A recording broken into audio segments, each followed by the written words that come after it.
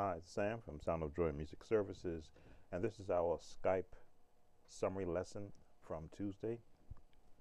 We were in the key of F, and I always try to open up all my summary lessons, even our online lessons, with verifying that you have a good working knowledge of the basic scale. Now, because we practice in F, we're going to start our scale practice in the F below middle C, because I want to have 2 octaves of your practice.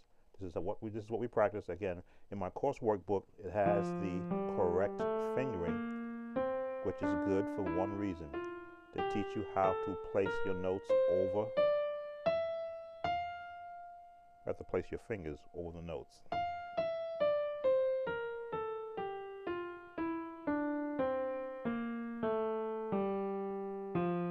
That's for the right hand. For the left hand, I only want 1 octave. And back down. There we go. I introduced you to what I call chromatic scales, and I wanted you to be able to do that with both hands. So with the F below middle C and the F here. Now, whichever fingers you use, whatever makes you comfortable, that's what I want you to use, and go up half steps at the same time or simultaneously. Up 2 octaves again.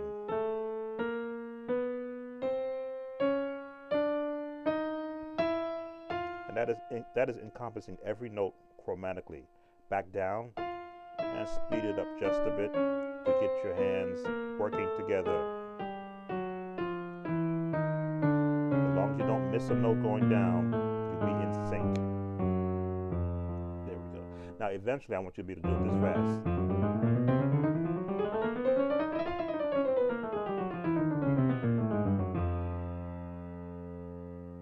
But that's coming. All right.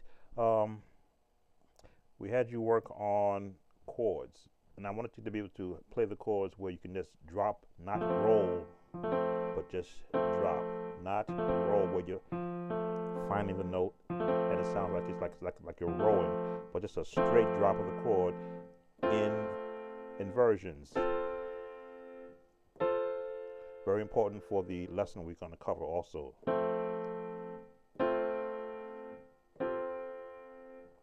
Now you see I keep my hands close to the keyboard. This way I can go right to the notes. My hands are doing this while I'm playing. Up, form, up, form, up, form. Left hand also.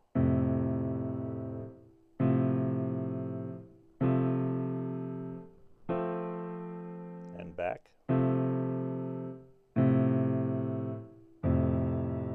Sounds kind of muddy, but you'll see why we're getting you used to, again, your hands working together and forming chords at will on both hands. We covered also the song I Need Thee, and that's what we're going to cover most of this Skype lesson on. Now, we had you play the song that you're most comfortable playing, and I said, okay, we're going to add to what you've already been doing. We're not going to change it. Now, we didn't do the verse part, but we did the chorus, and that's where we're going to start. You were giving me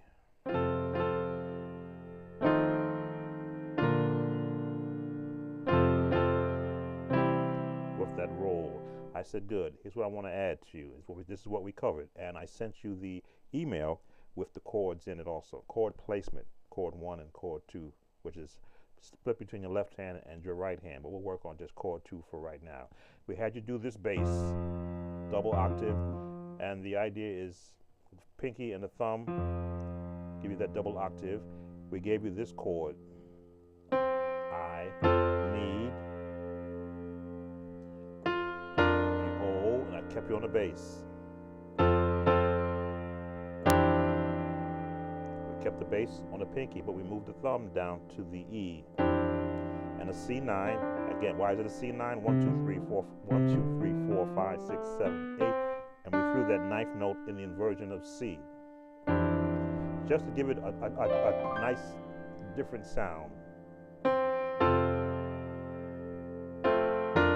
As you see, I'm just jumping across.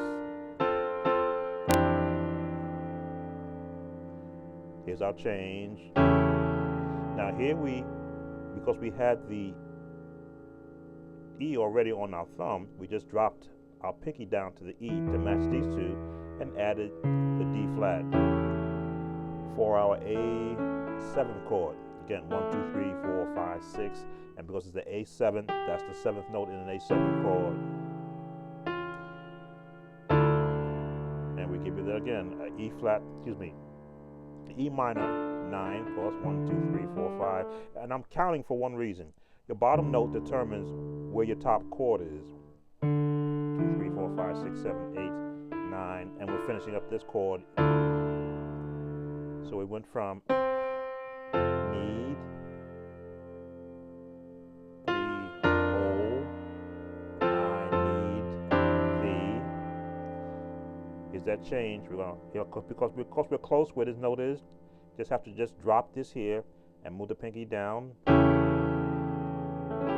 Don't roll it, just give me the notes. Melody on top. A G7th, I, C7th, need, and why is it C7th? There's our C, and just following it out.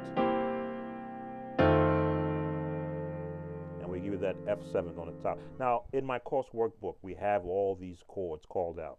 That's why I want you to practice each of the chords found in every course, each of these lessons. Because when I say it's a 7th chord, it means 3, 4, 5, 6, and it's going to be flatted. The last note's going to be flatted. That's why it's called, it was a major 7th, it'd be here. But because if we call it an F7th, it's right there. These are the chord names that give that gospel sound. Let me see.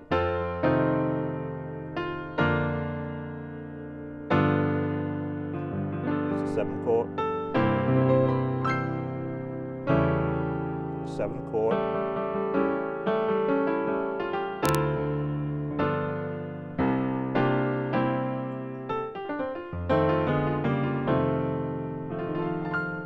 We're going to cover that in our coming lessons. Okay, so we've gotten as far as every hour I need. We'll give you that 7th chord. Now we gave you this chord in our course. Oh, now we got that B major right there to turn that chord. Oh, bless. So it's oh. Now in my course workbook, this will tell you that this is a F plus 5. There's an inversion of the F plus 5 with a B bass. To give you that change. Oh, bless. B flat 7th. Right? 1, 2, 3, 4, 5, 6, 7. B flat 9, I'm sorry.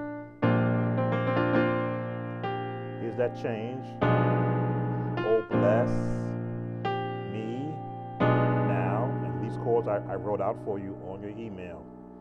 I say G diminished. Either way with this one. If it's an F chord, it's an F minor. If you go with the D, it's a D minor relative to the key of F. D flat.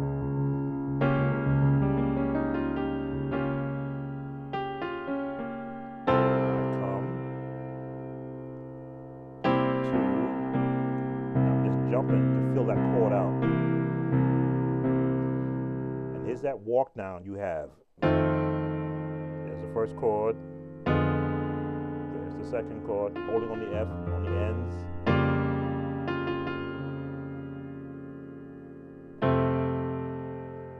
And that's that walk down. Again, we're using all the notes that are within the range of our hands. The further out we extend, the more notes we can include. The further out we extend, the more notes we can include.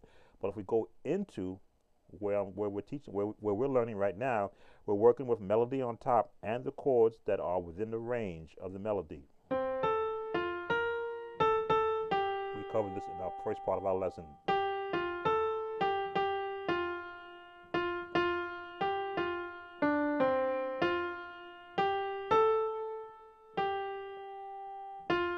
So that's our melody range, and these are the chords within that range.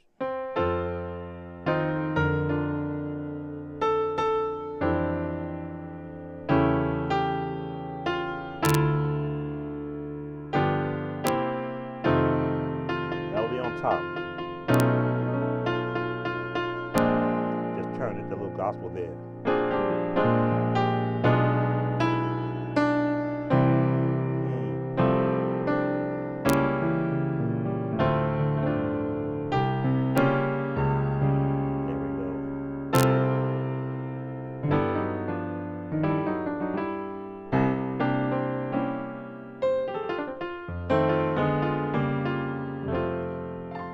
Work on those runs on our next lesson.